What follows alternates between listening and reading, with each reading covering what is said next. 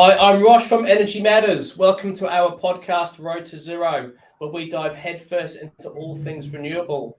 Join us as we chat to industry experts, tech specialists, and some of your favorite TV and radio personalities, asking the renewable energy questions that you want answers to. Our goal, a zero carbon future.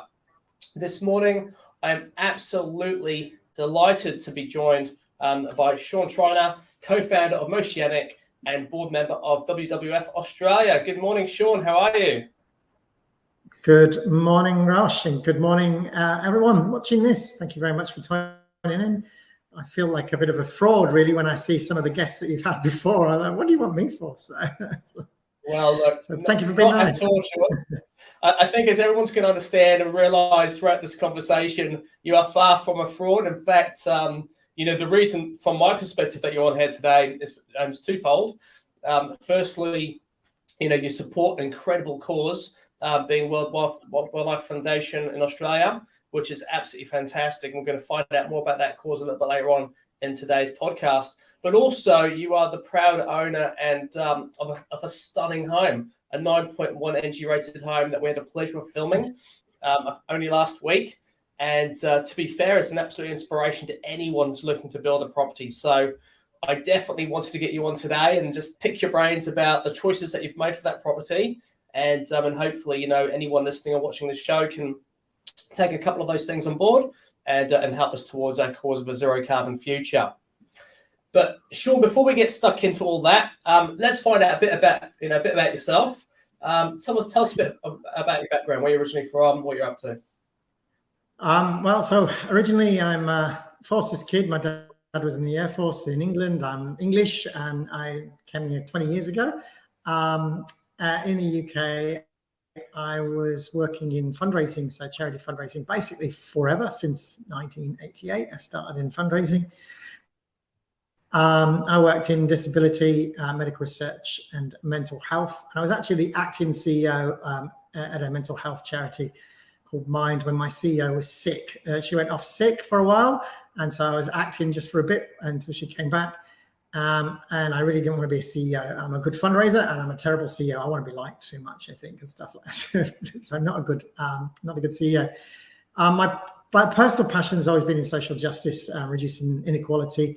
And when I moved to Australia, I set up a business to work in Australia in the area of fundraising and help charity fundraisers make more money, basically. My first full contract was actually with Amnesty International. I helped a couple of charities to do some appeals, but then I got a contract with Amnesty International, and shortly after, WWF. And both were record-breaking successes, raising 10 times more than they would have done than they spent on my business. So that was a really, really great return for them. Fantastic. Much more net income than the investment for working with us. And I kept that record up, working for many, many charities, Child Fund, although it was called Christian Children's Fund then, Heart Foundation, Cancer Council, lots of different types of organizations. And I'm particularly proud because my business actually changed the way a lot of fundraising is done in Australia. There's a particular way of digital fundraising now called two-step, and that was pioneered by my company and a charity called Soy Dog in Thailand. And it got to the point that Soy Dog was raising, which is basically a dog rescue center in Thailand, in Phuket, and that was actually raising more money globally from Facebook than any other charity, like more than World Vision, more than the big ones, with the exception of during a big disaster. And then everyone picked up what Soy Dog was doing, and now that is a standard practice fundraising initiative that we brought into the world, which was kind of cool. I sold that business about 6 years ago. So that business was a lot of direct mail, digital, and a call center, and I sold that a while ago. And now I work in training. So now I can work with really small charities as well. So I work with tons of little small charities and a load of big ones as well. And I just love it. And the sessions that I have with my clients are just fantastic. It's all on Zoom. about 40% of them are in the US and Canada, 30% in Australia and New Zealand, and then the rest around the world. And one of my favorite clients is in Italy. And when COVID hit, remember COVID hit Italy first? Yes. They did some amazing stuff with us. First thing I said is ring your donors, ask them if they know how to pay their bills online, know how to do their groceries online, because the average age of their donor is about 70 years old. So they did that. Of course, they helped lots of their donors, and that's come back, and they had an absolute record year in 2020. And we took what we learned in Italy, put that out in America and Australia and New Zealand. Again, just fantastic. Spread that around the world faster than COVID, so we could actually get into places before COVID was a massive problem in terms of their fundraising. So that was being global there really kicked into its own. It was fantastic. Did you find that with COVID that accelerated the opportunity of digital fundraising? I mean, obviously, beforehand, and as we spoke about, I've been very privy to, face-to-face fundraising over the last 22 years. And I know you had a massive part to play with that in launching into Australia as well.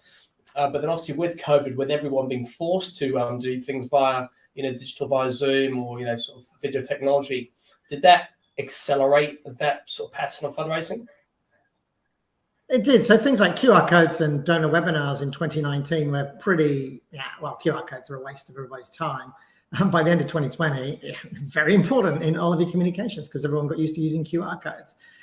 So there was a big acceleration, but the numbers are still small. I mean, fundraising digitally in 2019 was less than 10% of all donations.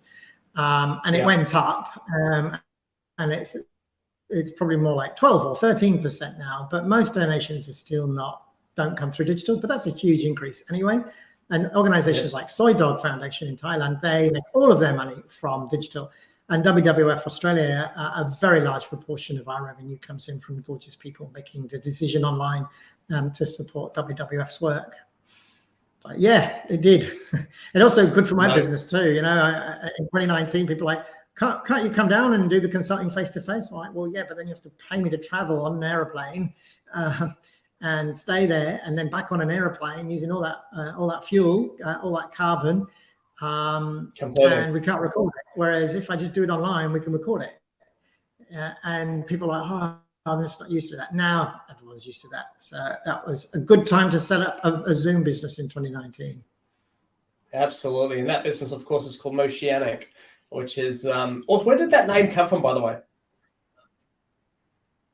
There's a very long story about, it was a very beautiful and love story with tragedy involved. But basically, after my mum died, I had to go. I was at the funeral in England and then traveling. And I spoke to my partner across the Pacific. We had to come back via conferences in America.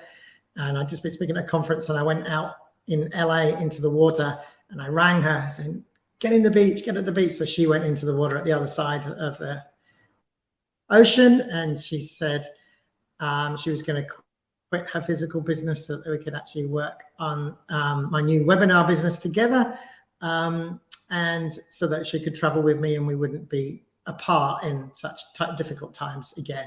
So we did. So very romantic. And then when we got back, we were walking along the beach trying to think of a name, and Moceanic was born. And it was all about, truly global, really deep, in that the training we do isn't just you should do this. It's like that you should do this, and this is exactly how to do it. And I give people all examples and templates and feedback and all that kind of stuff. So it's kind of really practical training. So we wanted to be deep, we wanted to be global, and we wanted to make change. And we thought,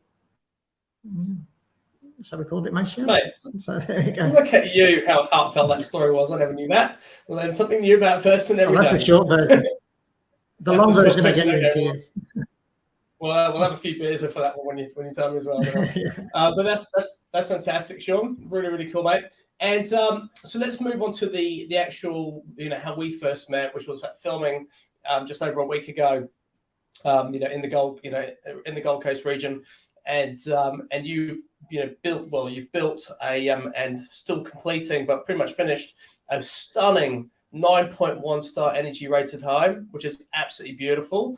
It was built, one of the builders, the builder was Kai Construct, who we featured on our last episode, and that's Tim Sace, which is great. He's a great lad. As he informed us, there's a lot of moving parts and a lot of partners on that build.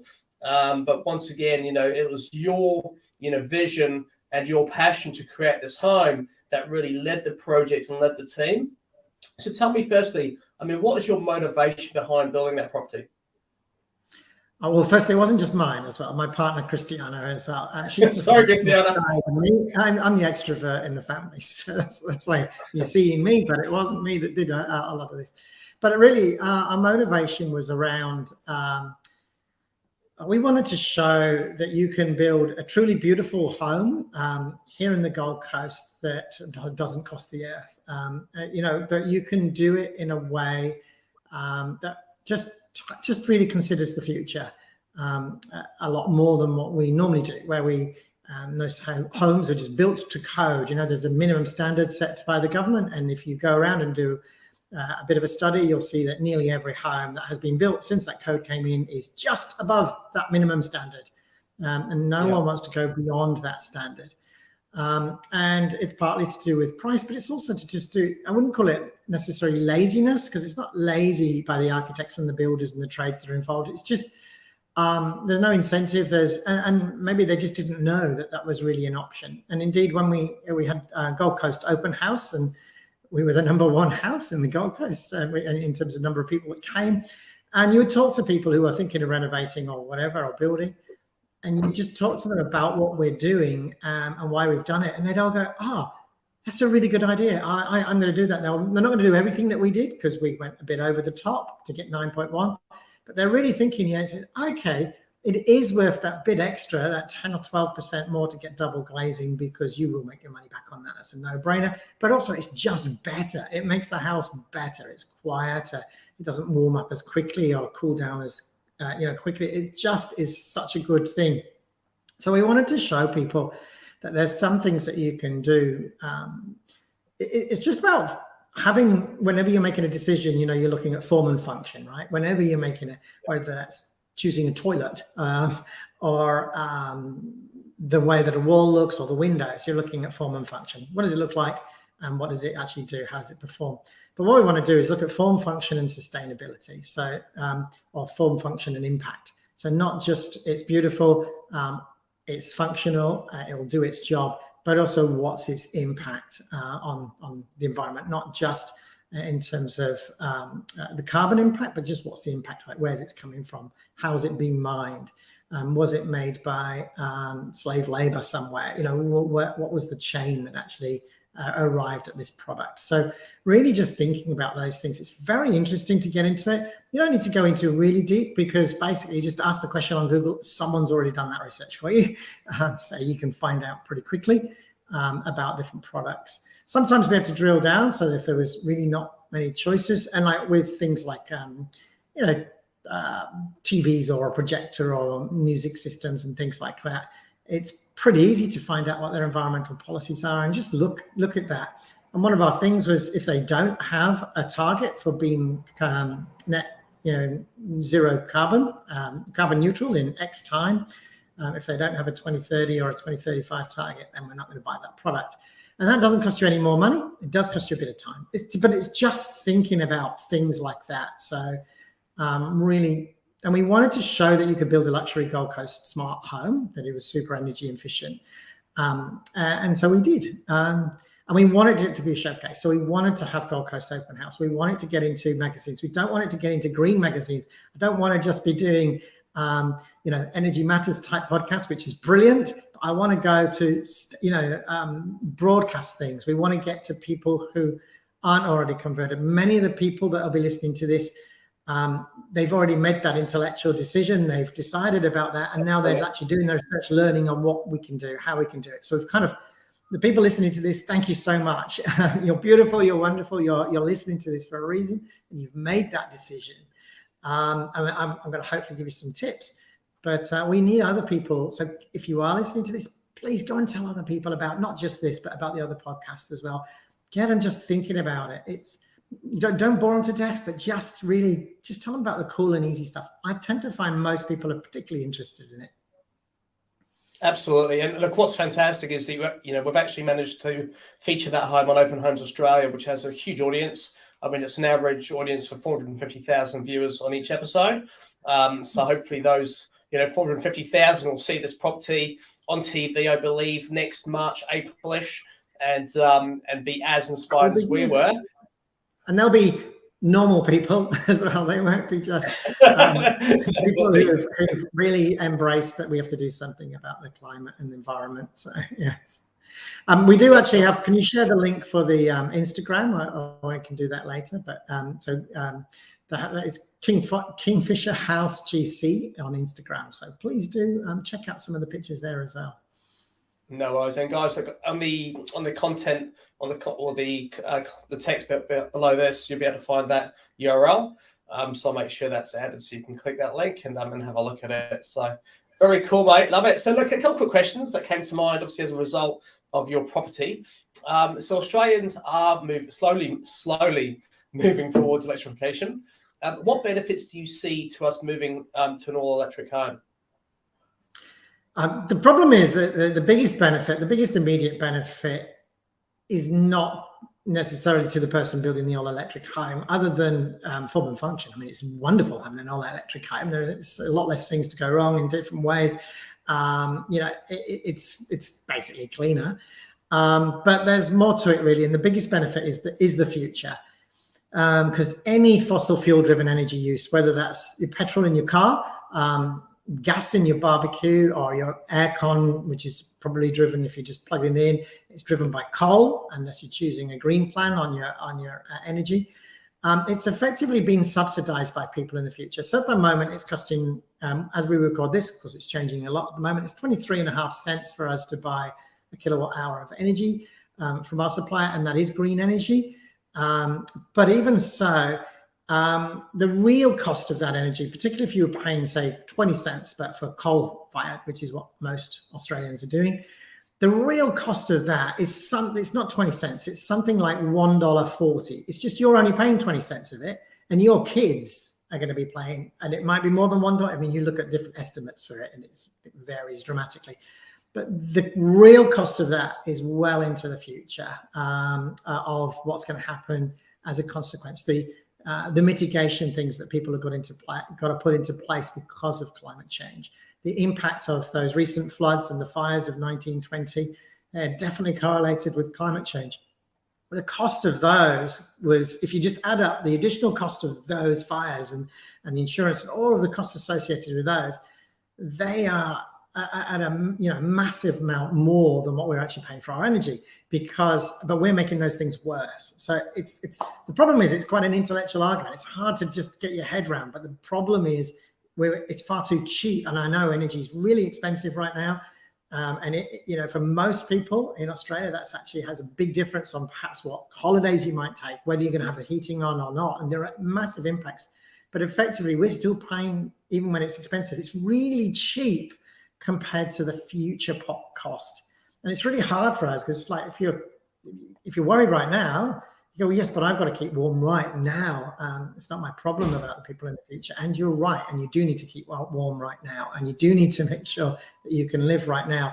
But we've also got to just try and move away from that and shift the whole thinking about that future, which I do appreciate is something that I can do, because I'm privileged, because I actually have a little bit more money than the average median income in Australia. So I do appreciate that. But anyone who is in that position, and I think we have a responsibility to be basically doing what we can to electrify, reduce that impact. Absolutely. I mean, nearly all Australians get it now. So they understand the connection between fossil fuel burning and climate change. Nobody thinks that it's a good idea to continue to burn fossil fuels unless they're making a lot of money out of it. There's no one who really gets it and thinks, oh yeah, that's a really good idea. They're just doing it who they are because, in the meantime, of course, we do need to burn fossil fuels whilst we transition, but we need to get across that transition. So it's a relatively easy thing to do if you are above the median income in Australia, or even probably a little bit more than above the median income. So, go electric where you can. And whatever you can afford to do, then do it, please, right now. No, good man. And look, and just for those watching or listening, I mean, there are so many payment plan options out there. So really, with the purchase of solar power and or batteries and or EV chargers and or EVs, I mean, there's payment plans galore out there to help subsidize, or if not break down the payments to affordable monthly payments, and with the intention then of using the savings that you're making off your electricity bills and or gas bills can be then used to offset those costs. So, that affordability is the key, and certainly, tune in, visit our website. We'll hook you up with up to 3 local installers, and hopefully they'll be able to quote you according to your needs and your actual means. Very good, Sean. When you look at solar, if you have somewhere to put your solar, that is a bit of a no-brainer. It's the main problem, of course, is that capital investment, and then you make your savings. But if you can get onto a decent plan for that, then that's and there are incentives as well in all states and territories now, is there? Certainly in most states and territories. So there certainly is the federal. Yeah, the federal covers everyone. So. Okay. What I'm really excited about, Sean, is really with EVs. I mean, EV technology, because even those, like I live in an apartment, unfortunately, which sucks. I'm just a large apartment block. But really, by having even if you're in a home that doesn't have the roof space for panels, in the future you'll be able to have your EV, hopefully charge that EV through renewable energy. But then the battery on the EV is phenomenal and potentially can be used to charge it and power your home. So that's something to be excited about for the future. I know that you do have your EV, which was awesome, and we got to film that too. We'll talk about your technology. We'll talk about your tech in a second, because I've got a cool video to play. Before I do, the builder that you chose to for your property was Kai Construct, who was on our previous podcast. And what attracted you to those guys in the first place? How did you find them? Well, it was actually through word of mouth, of course, is the first thing. So we really wanted a supplier with a reputation for high quality finish, and we went to see some of the building that they'd worked on, and we also wanted somebody to project manage the whole job. We work full time, and we haven't got a clue when it comes to building. We just don't know. I mean, and I can't put up a shelf, so I really wanted somebody who knew what they were doing. It wasn't so much a sustainable decision, because we couldn't really find any builders who specialized in that area that were available to do a job of this scale. But certainly early conversations with Kai Construct, Tim was very interested in learning. And because he's managing lots of different trades, we really wanted to get each and every, even like down to the plumber or the electrician, just to sort of say to a new client, hey, I just worked on this job, and would you be interested in doing this? And offering more sustainable options, and just getting them out there. I really don't know how well that's actually going to succeed down through every trade, but I'm pretty sure we've had a big impact with Kai Construct. So any conversation that they have with a new job, I would hope and I believe that they will be really saying, hey, what about more sustainable options? So we really want that process to work. But the real big decision, actually, when we were building the house, the most important decision for us around the sustainability was to get an architect that really understood it. Now, not everybody uses architects. So partly by using the architect and working with Kai Construct, I'm really hoping that with Kai Construct, they will take on a lot of those learnings. But we picked an architect called PTMA here in the Gold Coast. And led by Teresa and Peter were the 2 architects involved in our project.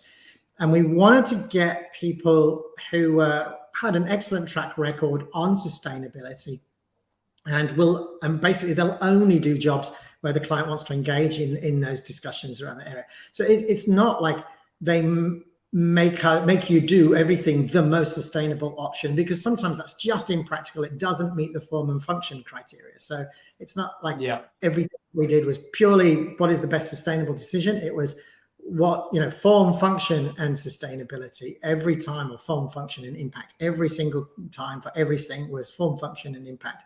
So, some things it's really hard to get something that would actually tick all those boxes. So you're having to make some compromises, and they get that. I mean, that was really good.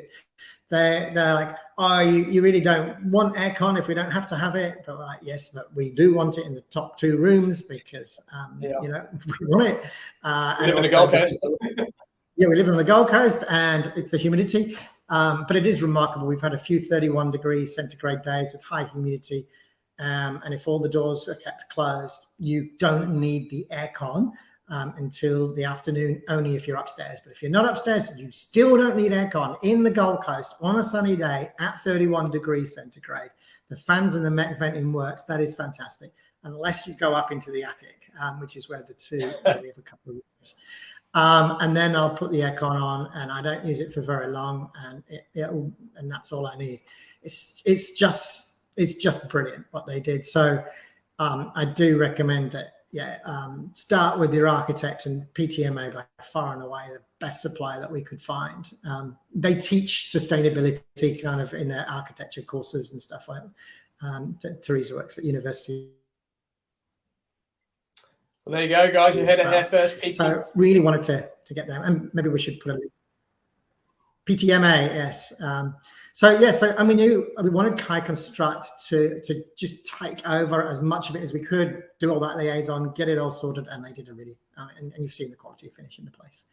So yeah. No, very good. Well, look, so PTMA guys, Kai Construct, and they're the dream team, and then maybe give Sean a tinkle as well. There's lots of others as well, Big Ass Fans. There's just so many bright green electric lights. Sustainable Cladding did a fantastic job with the zinc roof. We've got this zinc roof. Right? But this is the zinc roof that we've got here, and there's not a nail in it. It's huge, and it's all hand folded, and it'll last for 100 years. It's just stuff like that. That's not just about carbon. That's about future carbon, and it's not aluminium, much carbon footprint, and it's just going to last. So it will less repair. It's just like Europe has a lot of zinc and copper roofs, and they're rare here to see a zinc roof. But when people come, take off the roof. One of the biggest, sort of statements I get from my mother, and before I passed, my grandparents, where everything back in our day was built to last, but everything in your day is highly consumable and lasts within within a year, if that, which is so true. And it really is worth the investment and the research to find things that can last. Like even that you're not going to have to constantly replace, because ultimately when you replace anything, that thing's gone through a manufacturing process, and is another drain on our resources. Both fossil fuels as well as just. Time and spend. So it's better to do the research and invest on something with durability. So right. So right. One thing generational. I was just going to say my home in London when I left England was built in 1867, and that's not unusual. That's just perfectly normal. And then I get here and can't find, there's nothing more than 30 years old. I'm like, wow, what happened to all the houses?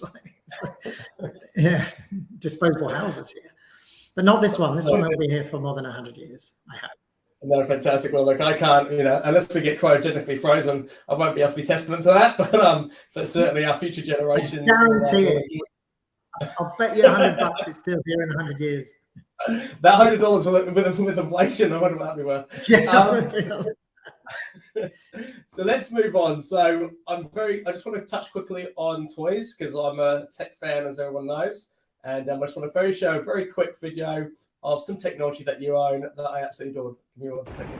And how good is this? You can have a conversation without the noise of the engine. Which is actually amazing. And so for anyone watching this right now, you cannot even hear the sound of this boat. It's beautiful. So Sean, how long ago did you buy this boat? I ordered it about just less than 2 years ago. And it arrived how many weeks ago? A few months ago, yeah. So the boat's made out of recycled plastic bottles and stuff. So it's it's all fully offset, recycled, shipped across from Denmark, and it was still probably the most sustainable boat we could have bought. That was affordable in Australia. And obviously the electric engine's got a really shallow draft, very much floating on top of the water, so it doesn't cut deep, so very efficient with engines. Beautiful. So we're living in the Gold Coast, mate. When you're in the Gold Coast, you've got beautiful weather, you've got water, you want to have a boat, but then to have an electric boat, which I absolutely adored. I mean, firstly, good call.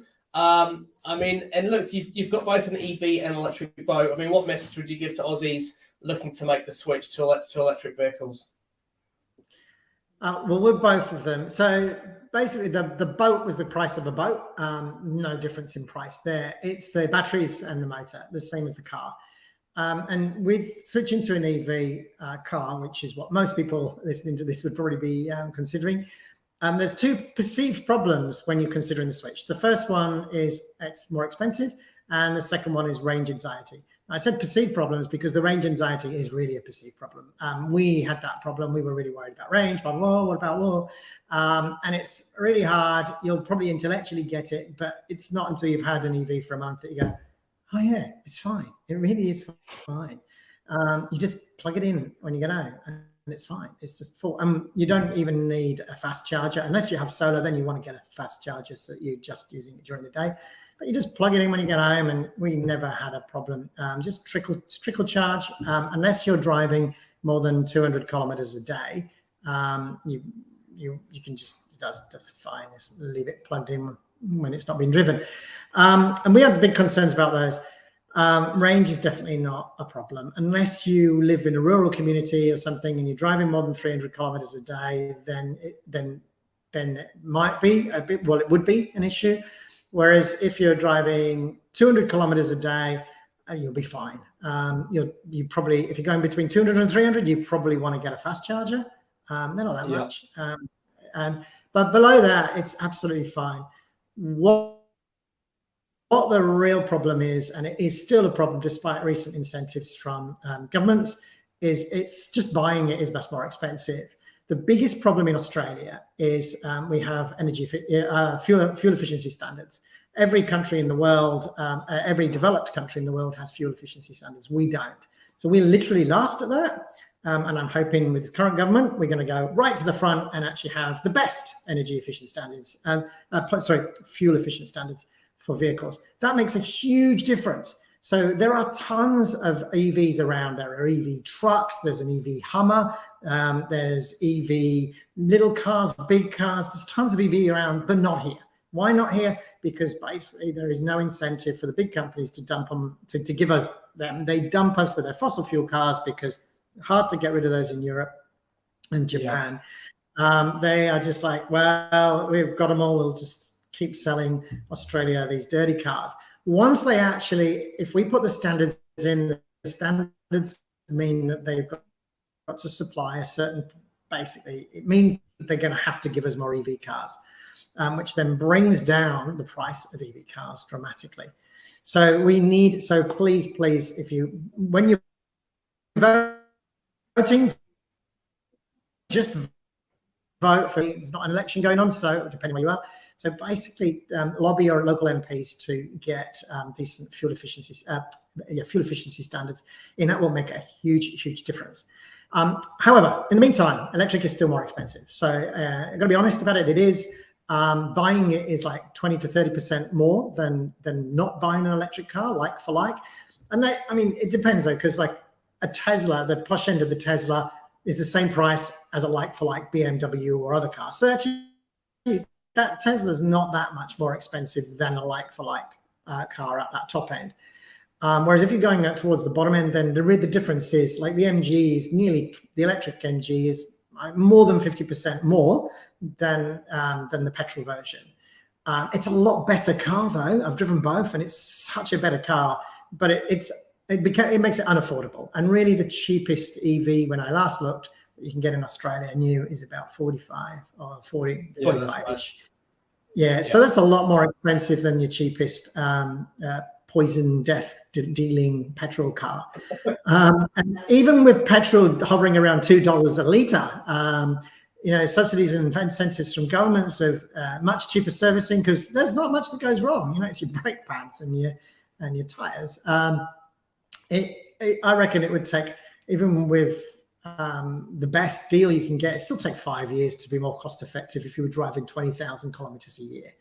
So charging off solar like we do, then that fuel is free, which is great, and that might bring that down.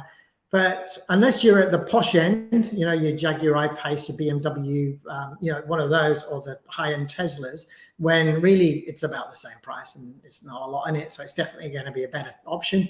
But if you're just a normal person, then and you're just getting an electric car because you know it's the right thing to do, then it is going to take you a while to basically pay it back at the moment. Until fuel standards are brought into Australia, that's going to make a big difference. Sure, people talk about getting the charges around. The charges aren't a problem for 80 or 90% of all Australians. There's plenty of charges when you're traveling around. More is good. I don't want to discourage governments from putting more in. But the big problem is fuel efficiency standards. And whatever you do, even now, if you're burning petrol right now, your kids are going to be paying for that in the future. No, fair play. Well, we'll delve deeper into fuel efficiency standards with the content that you might be reading this on, which is one of our blogs. So we'll have obviously covered that in a bit more detail to give you guys more information on that. And once again, as Sean said, certainly do lobby your local government. We just finished a local election here in Victoria. So I'm not going to talk about the politics in this conversation, but, you know, hopefully our governments, local government and federal government, will move us towards where we need to be, which will be great. But we are running out of time, Sean. But what I do want to cover off in this conversation is also WWF Australia. No, we're not talking about wrestling. We are talking about one of the greatest charities Australia has. Can you just talk to us very quickly about what's going on with WWF right now, and you know, what particular causes they're supporting, which you know, will move us towards a zero carbon future?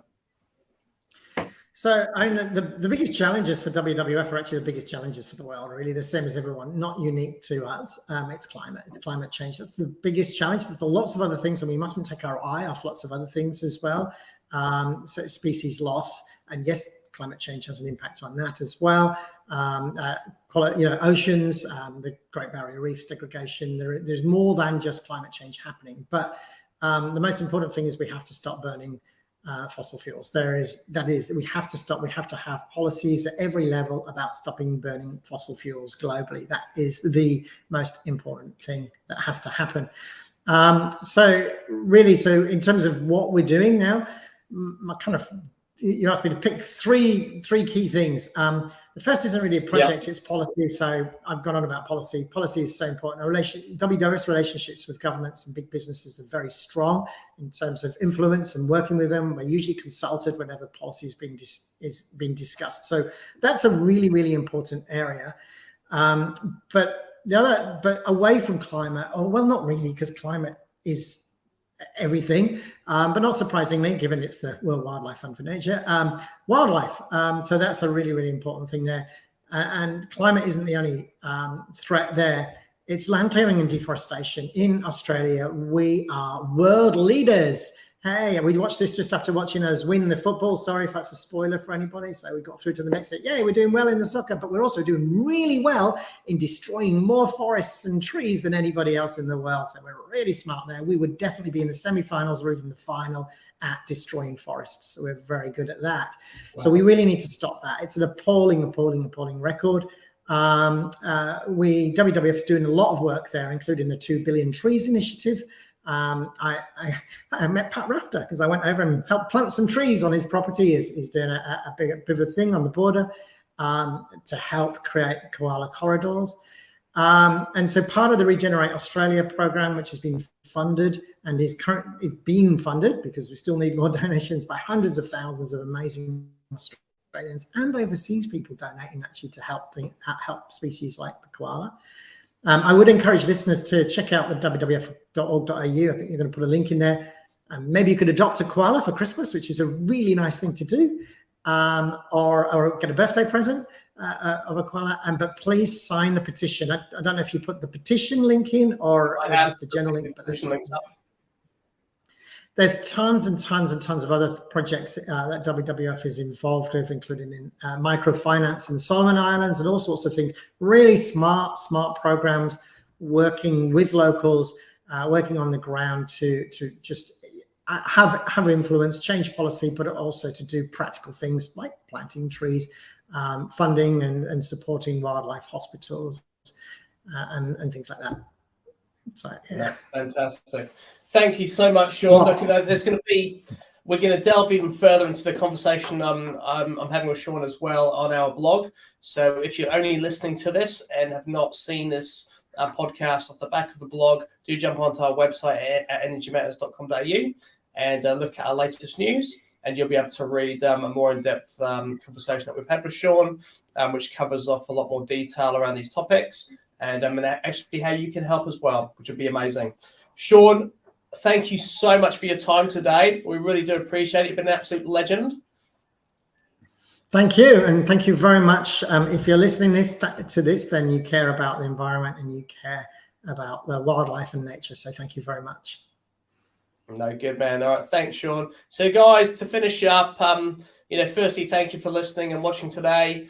Before we do once again finish, if you haven't got solar power as yet on your building, and like Sean, you'd like to get yourself a 20 kilowatt or any type of solar system on that roof, jump onto our website and please click the button to get free solar quotes, and we'll connect you to one of your local installers who will be able to assist you find and identify the correct system for you, and hopefully at a price that's affordable as well. You can also get a free energy bill comparison via our website. And if you're going to go for an energy bill assessment, as Sean indicated, you can actually get green plans. So do look at what plans are available, not just the biggest discount or the lowest rate, but a plan that actually does offer you 100% renewable energy.